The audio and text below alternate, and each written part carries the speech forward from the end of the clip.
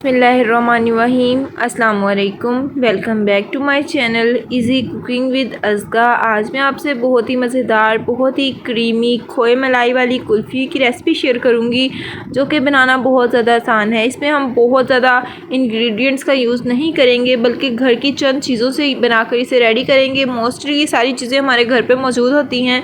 चीज़ों का हम यूज़ करते हुए इन मज़ेदार कुल्फ़ियों को रेडी करेंगे। वीडियो को पूरा एंड तक देखें। अगर वीडियो पसंद आए तो वीडियो को लाइक करें, चैनल को सब्सक्राइब करें और शेयर करना मत भूलें। तो चलें इस मज़ेदार सी क्रीमी खोए मलाई वाली कुल्फ़ियों की रेसिपी को बनाना शुरू करते हैं। सबसे पहले मैंने 1.5 लीटर दूध को अच्छे से बॉईल कर लिया था। आप देख सकते हैं कि दूध अच्छे से बॉईल हो चुका है।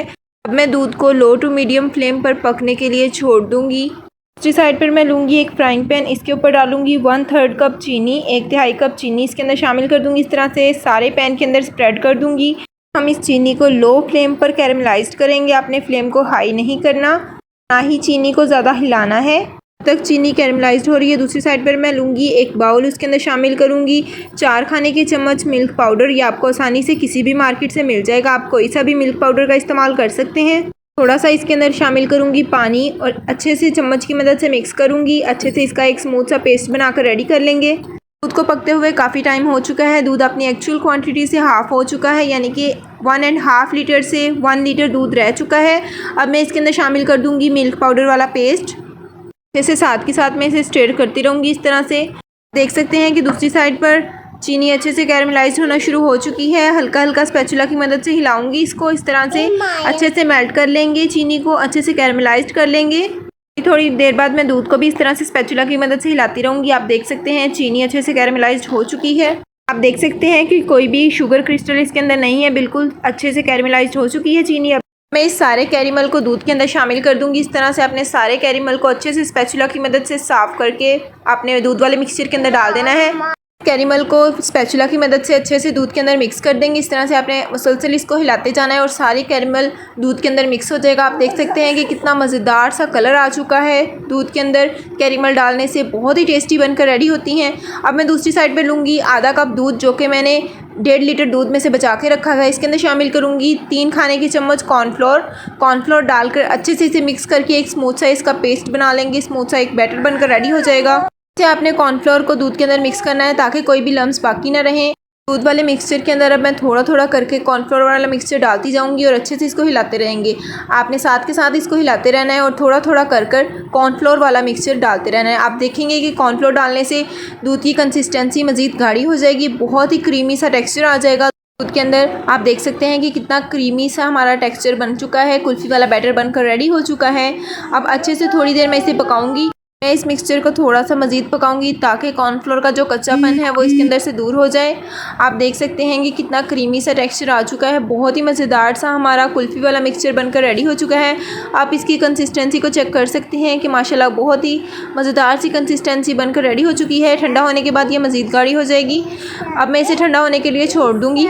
देख सकते हैं कि कुल्फ़ी वाला मिक्सचर माशाल्लाह से बहुत ही मज़ेदार सी गाढ़ी सी कंसिस्टेंसी में आ चुका है। अच्छे से ठंडा हो चुका है, रूम टेम्परेचर पर आ चुका है। अब बारी आती है इसे मोल्ड्स के अंदर डालने की। मैं यहाँ पर प्लास्टिक मोल्ड का इस्तेमाल कर रही हूँ। आप चाहें तो किसी भी किस्म के आइसक्रीम मोल्ड्स का इस्तेमाल कर सकते हैं। आप देख सकते हैं कि इस तरह से मैं मिक्सचर को डिस्पोजेबल कप्स में डालूंगी। सारे डिस्पोजेबल कप्स को इस तरह से मैं भर दूंगी इस मिक्सचर से।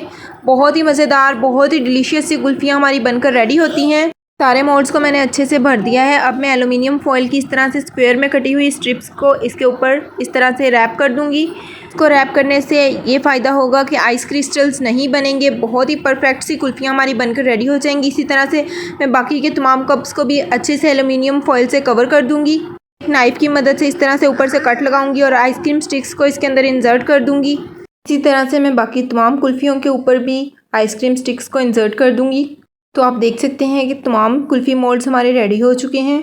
इन तमाम कुल्फ़ी मोल्ड्स को मैं अपनी प्लेट के ऊपर रखूँगी और इन्हें फ्रीज़र में रख दूँगी 8 से 10 घंटे या ओवरनाइट के लिए आप इसे छोड़ सकते हैं।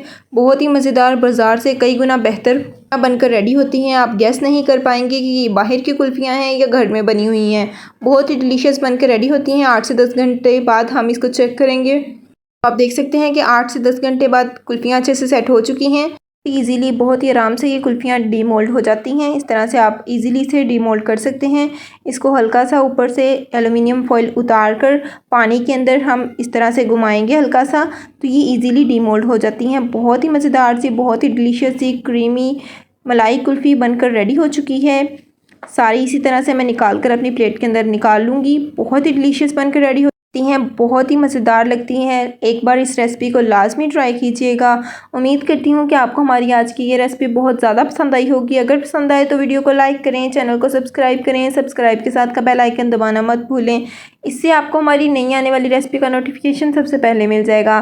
मज़ेदार सी कुल्फ़ी की रेसिपी को अपने फ्रेंड्स, अपनी फैमिली के साथ शेयर करें। इसी के साथ दें इजाज़त। अपना बहुत ज़्यादा ख्याल रखें, दुआओं में याद रखें। अल्लाह हाफिज़।